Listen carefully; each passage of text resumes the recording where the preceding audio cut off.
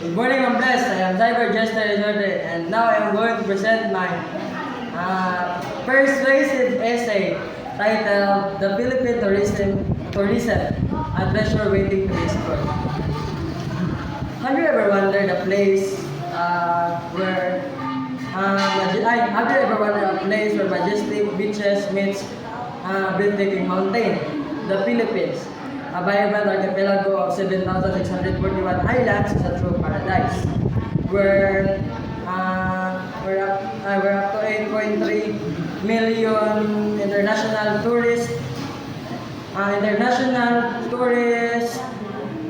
visiting in 2019.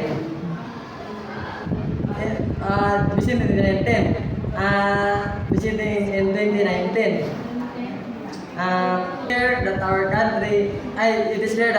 It is clear our country is a global hotspot. From the pristine water of Palawan to the historic streets of Intramuros, every destination offers rich culture and diverse experiences. So why settle for extraordinary? Our natural wonders are not just beautiful, they are unique, iconic, and memorable. The Philippines is known for its colorful festivals and delicious cuisines. Imagine dancing at the lively street of Sinulog Festival or tasting the savory local dishes. Visitors live with unforgettable memories. With unforgettable memories.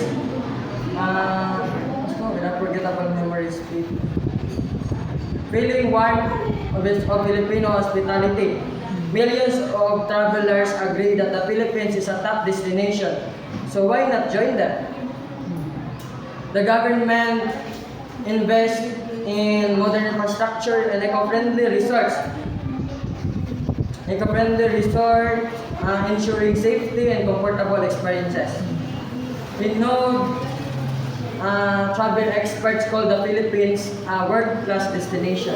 The Philippines is beautiful, the Philippines is welcoming, the Philippines is unforgettable.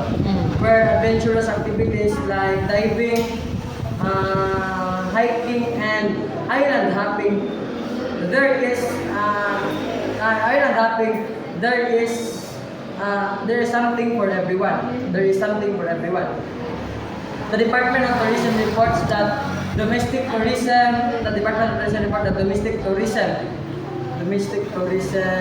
contributed 3.7 trillion pesos to the economy in 2019. Isn't it time we share our paradise with other country? With the world. Isn't it time to share paradise with the world? Experience the magnificent charm of the Philippines for yourself.